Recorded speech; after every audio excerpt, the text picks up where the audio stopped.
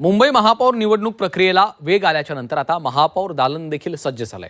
मुंबई महापालिकेमध्ये महापौर दालनाचं नूतनीकरण आणि रंगरंगोटी करण्यात आली आहे। लवकरच 4 वर्ष रिक्त असणारी महापौर पदाची खुर्ची भरली जाणार असून पुन्हा एकदा या खुर्चीवर महिलाच विराजमान होणार आहेत। याचा आढावा घेतलाय आमच्या प्रतिनिधी मनश्री पाठक यांनी।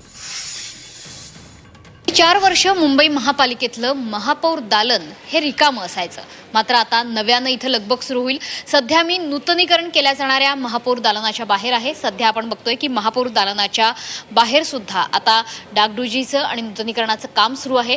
महापौर दालन हे सुद्धा नव्यानं सजवण्यात येत आहे, कारण इतकी वर्ष याच महापौर दालनामध्ये गेली जवळपास 25 वर्ष सलग भाजप शिवसेना युतीची सत्ता राहिलेली होती आणि शिवसेनाचा महापौर या खुर्चीवर विराजमान होत होता।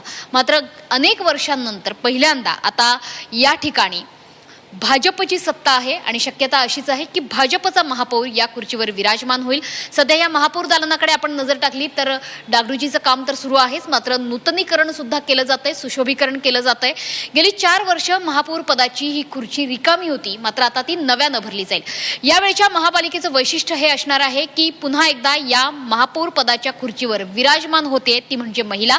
सोबतच विरोधी पक्षाचा चेहरा हा सुद्धा महिलेचाच असणार आहे। इतकंच नाही तर महापालिकेत सर्वाधिक नगरसेवकांची सदस्य संख्या असणारी ही या देखील महिलाच असणार आहेत। त्याच्यामुळे मुंबई महापालिकेवर आता महिला राज येणार असं म्हणायला हरकत नाहीये।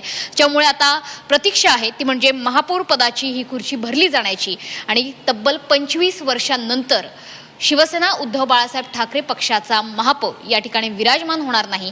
मात्र शक्यता ही आहे की भाजपची महापौर महिला महापौर या खुर्चीवर विराजमान होऊ शकते। कॅमेरामन मनीष पाठक, झी 24 तास, मुंबई।